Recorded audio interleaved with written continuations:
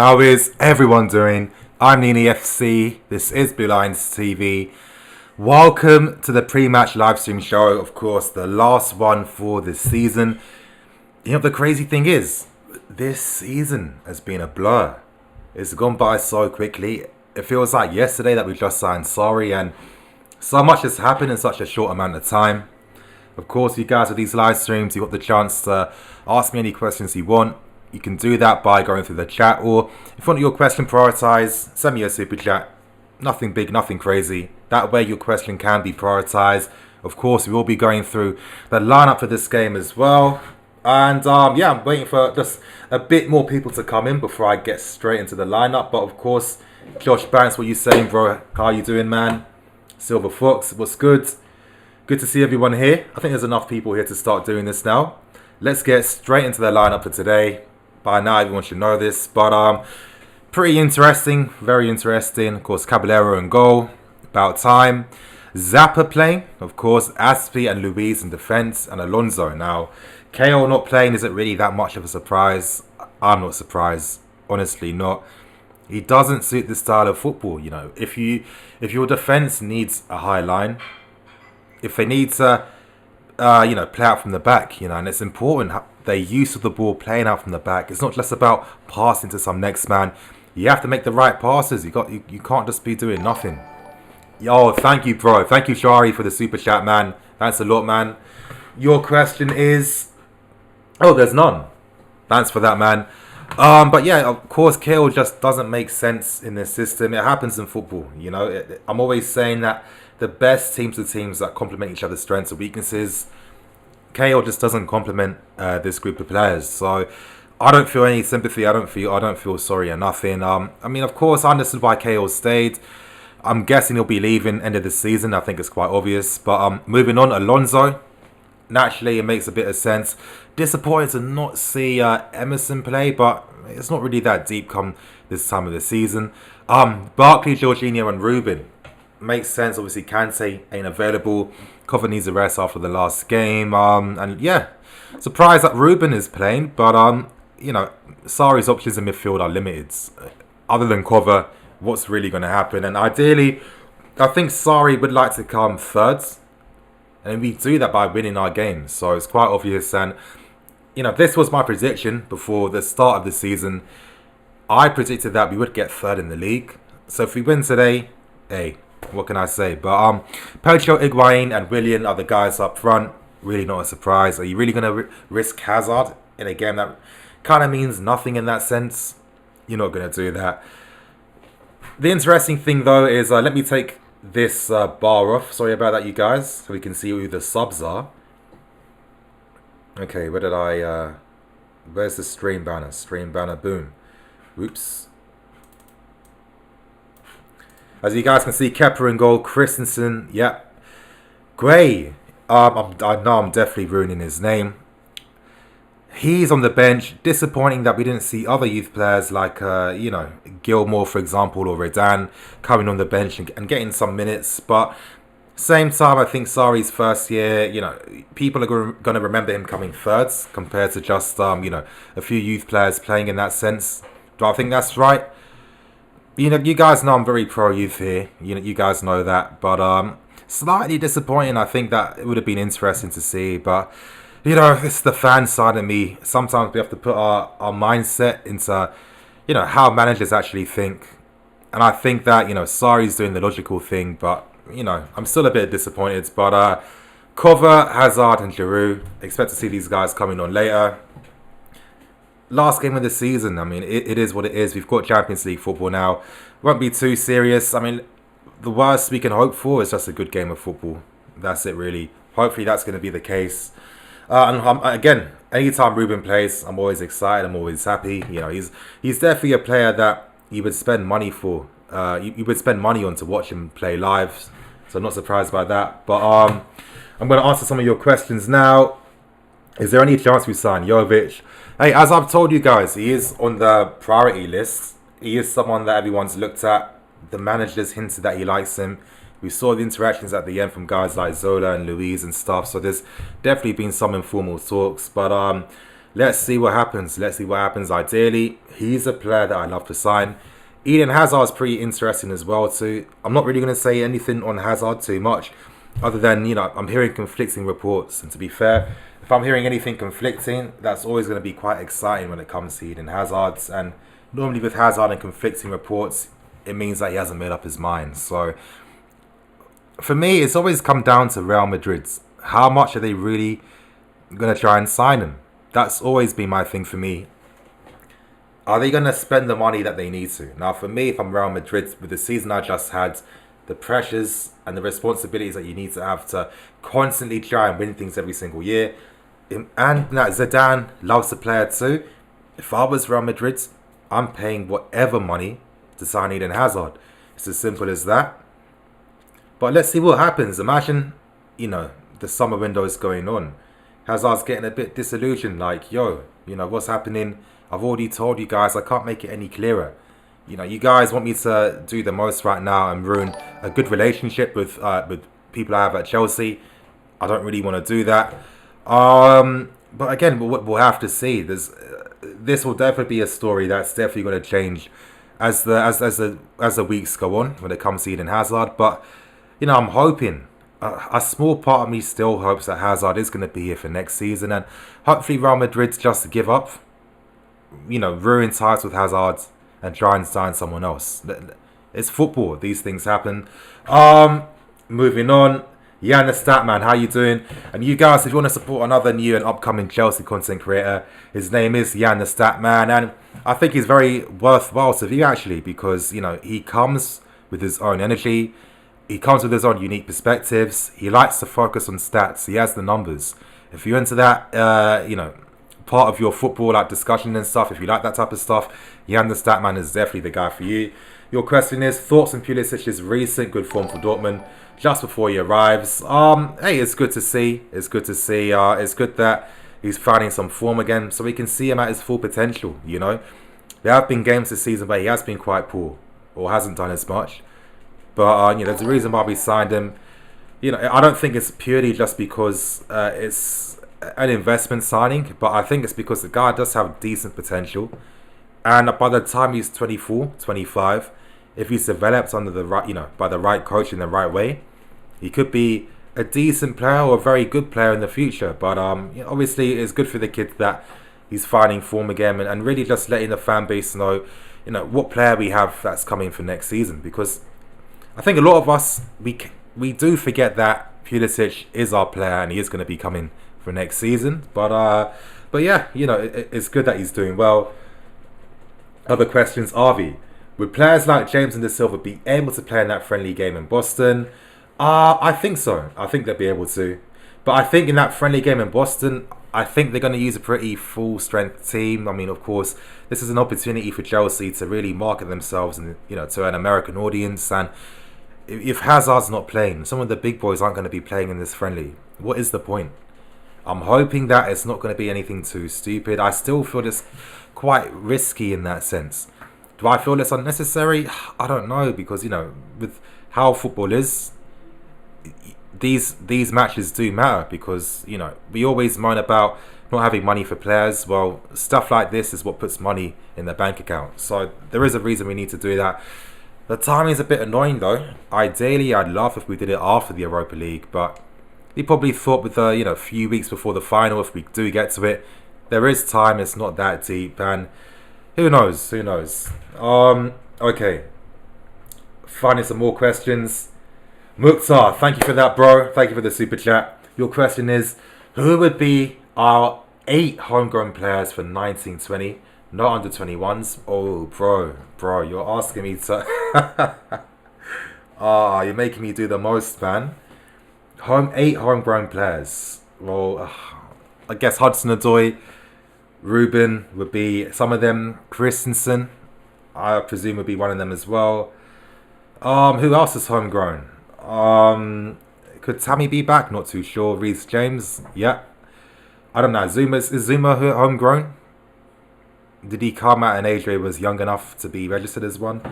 Listen, I can't remember. I don't know. But, you know, let's be serious. we should be seeing some of our best youth players playing in the squad for next season. But thanks for that, man. Next question by Ingti22. Do you think Mount can play as a regista? No. We have to, as I keep trying to stress every single time, we have to accept that, players do have like an instinct for their particular style. You can't just turn someone into a regista. It's a very niche role. It's about constantly being comfortable having the ball and moving it as quickly as possible. You're not really gonna. It's not the sexiest role. You're not gonna have the glory. You're not gonna be able to get opportunities where you can take many shots on goal or do anything quite extravagant. You can't really do that type of stuff. You have to be well drilled. You have to be in tune with the system, and you have to analyze Mason Mount's game. We've seen that, he's been someone that's played on the left-hand side. He can play in the half spaces. Lampard's been trying to turn him into a number 8 player. We see that he gets goals. We see that he's got, a positive threat in the final third. Why would you want to see him as a regista? How could him playing as a regista really work in that sense? How could he play as a regista and not sacrifice his game? It doesn't really work like that. So, yeah, man, I don't think Mason Mount is a regista. Shawari, man, thank you again for the super chat. I think you're forgetting to put your questions in, though. So, you guys, if you do send a super chat, obviously, thanks. Just remember to put your questions in first. Moving on. Granted, I know you're an advocate for Higuain getting another season, but being hypothetical, if we sign Jovic and let Tammy be the second striker, would you be happy with that? Hey, I would be happy with that. I would. 100% I'd be happy with that. A lot of times when I give my thoughts and opinions, I try and think of what's the best logical outcome. Of course, if new things come into play, let's say that hypothetical comes true, Jovic is signed and the club are like, what, we want Tammy, and Higuain has to go. I'm not going to be crying about that. I'm not going to feel like, everything I said about Higuain didn't matter in the end. So nah, I'm not like, you guys know I'm not a tribalistic person. I'm not like you're going to defend my points until they die, So it's not that deep in my opinion. And hey, if that happened, I'll be more than happy with that. Thank you, Ingti, for another super chat. Where would you see Mason Mount playing? RCM or LCM? Mason Mount. Because obviously I was planning on releasing some videos yesterday. Wasn't able to. I had stuff to do. And, obviously I have heard some things on Mason Mount. Should I say? There's a possibility that Mason Mount might have another loan. I'll just say that. There's a possibility that might happen. The reason why I can't give a definitive answer is that he hasn't been fully assessed yet. I think he's going to get that pre-season, and who knows what happens then. If Sarri decides, I like this guy, I want him to stay, that could be a possibility, but I have heard that Bournemouth have made like an inquiry about his availability for next season. So there's also another outcome that Mason Mount could go on loan again. But before anyone reacts to it, let's think. We know that most likely we are going to get a transfer ban, whether it comes now immediately or it gets postponed for another window. We can be strategic because of this. Of course, when we do have that transfer ban for that season, we can't sign no players. We can't register any players. So think of it like this. If you've got, let's say, guys like a Mason Mount and Jada Silva were on loan for another year, go into better clubs, play at a higher level, then they could be really reassessed again. And during that time, because we do have to sell players, they could then be brought into the squad. So I don't feel as if we need to bring back 6 or 7 players from the loan army. I don't think so. I think 5 is already quite a lot, but it would be fair. But I think anywhere between 3 to 4 is more than good enough. And I think guys like Mason Mount, Jada Silva, it's about the minutes. That's the most important thing. Do you want them coming here, playing Carabao Cup games, They're better than that. So ideally, if they get more game time at a higher level, I would take that for them. Raul Cortez, is it just me or did rumours about players wanting Sarri to leave die down after Hazard repeated statements about how much he loves Sarri? I think there's bits and truths to this whole, players who like Sarri or not. I guess we could use our brains. We understand the industry. We know that if you're a player that's not playing games, and the manager's not talking to you, naturally something's going to happen. Do I feel as if these players are snakes for talking to the press? No, I don't think they're snakes at all. I just think it's reality of life. We have to accept these things sometimes, and they're human beings. You're not going to be happy that you're not playing week in, week out. I mean, these guys have trained their entire lives since they were kids to be playing at this level, and it's like a lottery ticket to even get this high in the game. So I think they've got every right to complain, but it's the realities is football. Sarri didn't come here to have to make everyone happy. Sarri was brought to instill his philosophy of the game on the club, and for that to work, some of these guys have to get sacrificed. It's how football works. That's not going to change. But yeah, I definitely think when I read a lot of these articles from journalists, I think they were putting a lot of their own bullshit into these articles. They were really what I don't like in general? I don't like when people are so hypersensitive towards everything. Like, you do one little small thing or one comment can be like mistook, and then it's like taken to some next level. It's a bit frustrating, and I personally feel like a lot of these journalists have really been hypersensitive to everything Sarri said or anything they've heard, and their conclusions that they're making up by themselves, I don't necessarily agree with. But no, you definitely got a point, man. 100%, Raul. But thank you for that, bro. Harry Truman, Eunice claims Zard is staying. RFC not playing 100 mil. Hey, of course I've heard some things too. I'm not going to really say too much other than what I already said. And, how much do Real Madrid really want him? It's as simple as that. And if Hazard feels like they're not as serious, who knows what's going to happen then, But I think it's way too soon to be giving definitives like, yes, he's not staying, because that's not the reality of the situation. It's not. It's still a bit 50-50, but that should make us feel a bit hopeful, in my opinion. I'd rather it still be a 50-50 scenario than us knowing deep down Hazard's 100% going. So, hey, we'll see what happens. We'll see what happens. Rory, thank you, Rory. What do you think of Martin Odegaard as a player and potential signing for Chelsea? Now, I know that he's been doing bits at Vitesse. There's someone on Twitter, I forgot what his name is. He's a Vitesse fan. Gives a lot of great insight into how the loan players have been performing. I'm going to speak to him because I'd like to understand like how Odegaard compares to guys like Bertrand Traore, Lewis Baker, Mason Mount, etc., etc. But very good player, finding his form in his feet, and it was crazy to me that people are really writing a kid off. I mean, I don't even think he's 20 years old just yet. I really wish as fans sometimes we just really thought of the bigger picture at times and didn't like, I don't know. I'll just never really be too critical of someone under 21, But got a lot of big potential. Be doing very well. Hey, let's see what happens. But do I think he's needed just yet? I don't know. I can't predict that. Who knows what will happen in 2 or 3 years. But currently, no, I don't think he's needed just yet. Harry Truman, thank you, man. Personally, want Hazard to leave because of Hudson-Odoi. Ooh, that's a big take, man. Very big take. I don't know. For me, Hazard's one of the very best in the world. I think he's irreplaceable.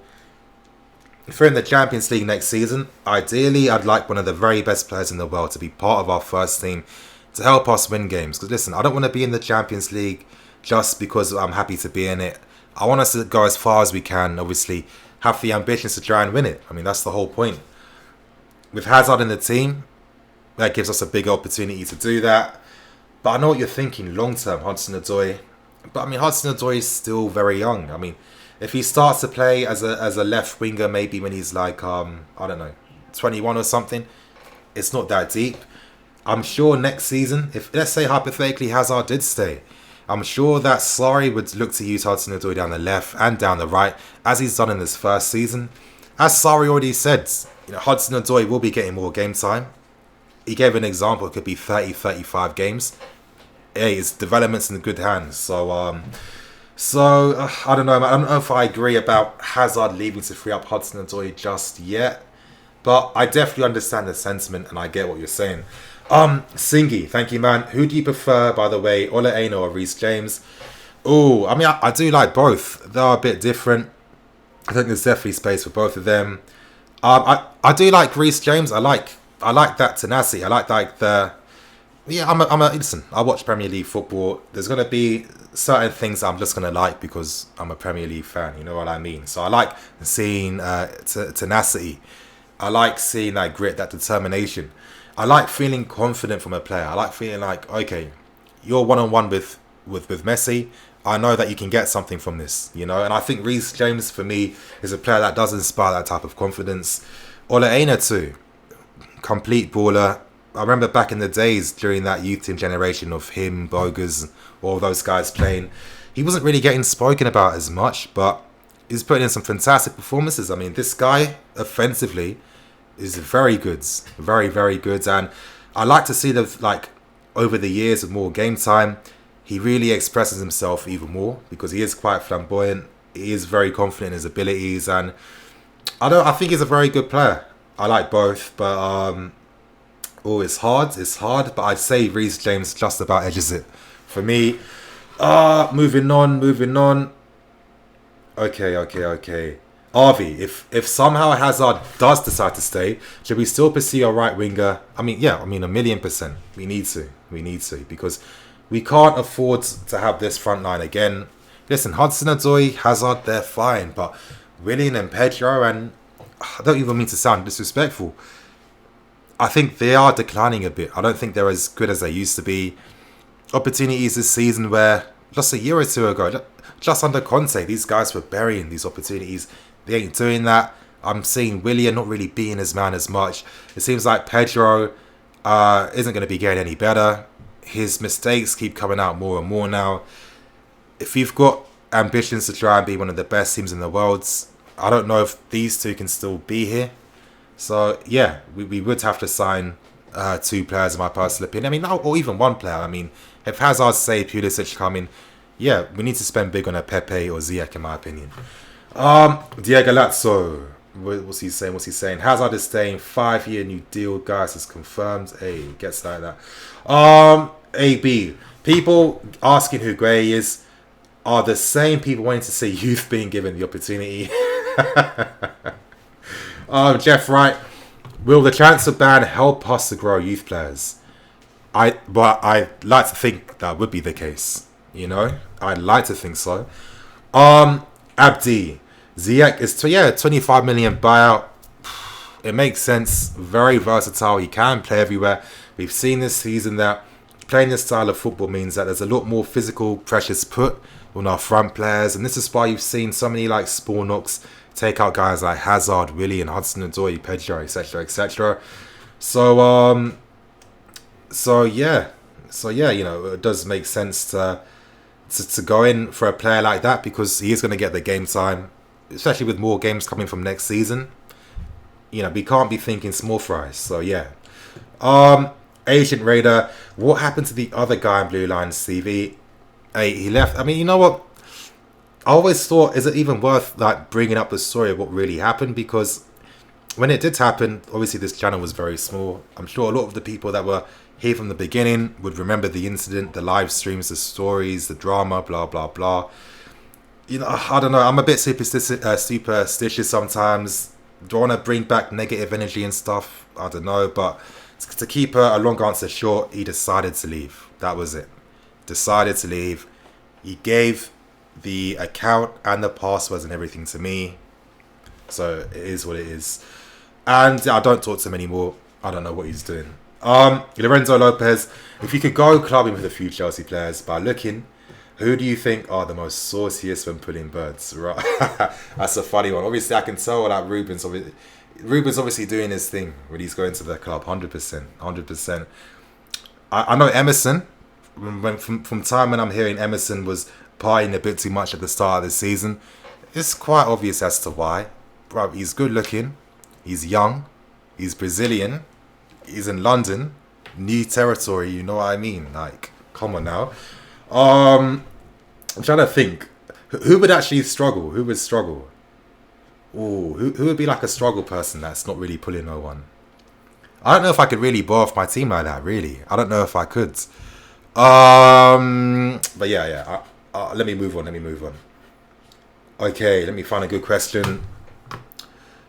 I know what you guys are saying, but nah, I didn't want to say. I can't say Kante's name. That's just too disrespectful. Shankara, Tammy as a striker next season. What do you think, Nini? Hey, as I've said so many times, I'd definitely be down with that. I think he's a good player. I think that his attributes would be very good for the team, and we know that Sari likes a poacher in his system. We've got one in Tammy Abraham, so it would definitely work. Well, the questions here. Okay. Are you doing a live watch along? I'm not. But for next season, I am going to be bringing them back. Of course, I'm going to be revamping the channel even more.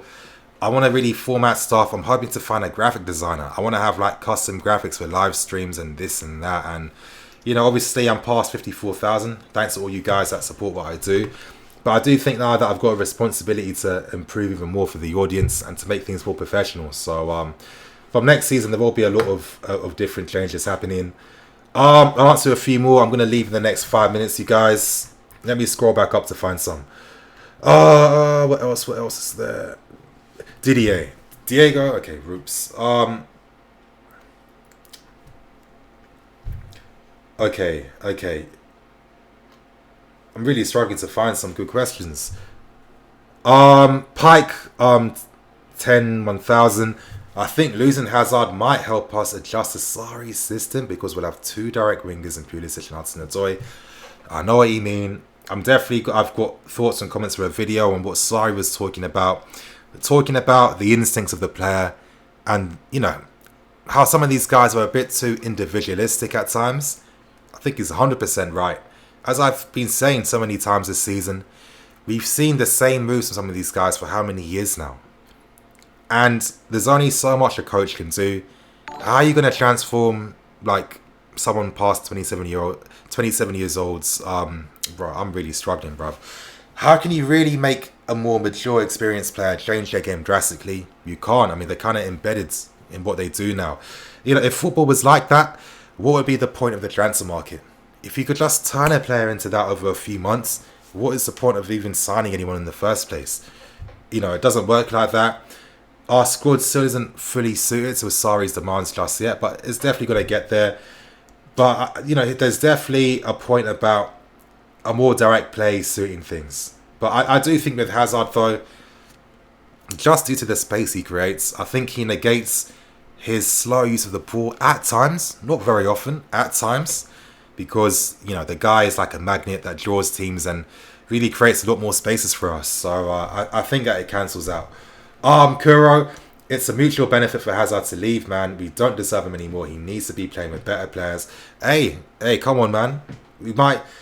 It's looking likely that we're going to have at least one window. We've got the Champions League back. We've got Sarri. We know that Sarri's a positive influence because players do like him. And if you want to sign these attacking players, they want to know that they're working under a top manager. And Sarri's respected. So I feel confident that, you know, this window could be pretty interesting in my opinion. But you guys have got 2 more minutes. Answer a few more questions as quickly as possible. Sorry about where's the mods when you need them? Where are the mods? This is what I mean. Next season, I need to really just revamp everything because I need to make sure the mods are on point and they're on time. But if you're mods and you can hear me, hopefully you follow me on Twitter. Send me a DM because I want to stay in like communication with you guys. Otherwise, I might just take all the mods away and find some new ones. Super chat question. Thank you, Raul, bro.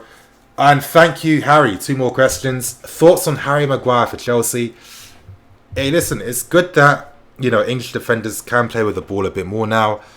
But just because he can, does that mean he's good enough to play for us? I mean, no. I still think there's levels to this. Hey, he's definitely stepped up. He definitely has. But, you know, do I want him to play alongside like Luiz, Zuma, Christensen, Rudiger's? No. Do I think he's better than any of them? No. No way. I won't say no way near. But there's still levels to this. And, you know, Maguire isn't going to upgrade us. He's not doing anything. So, I definitely, you know, I like Harry Maguire. But, you know, he's not our quality. Raul Cortez, thoughts on English European domination?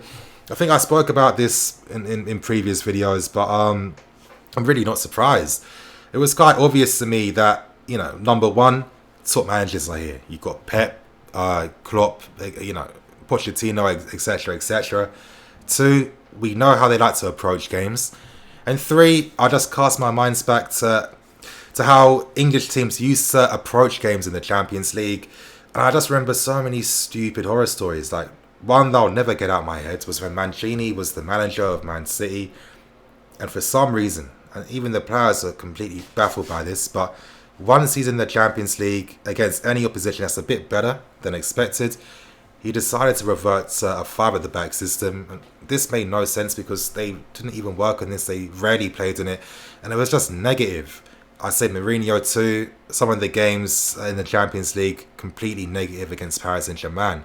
Atletico Madrid, disgracefully negative, in my personal opinion.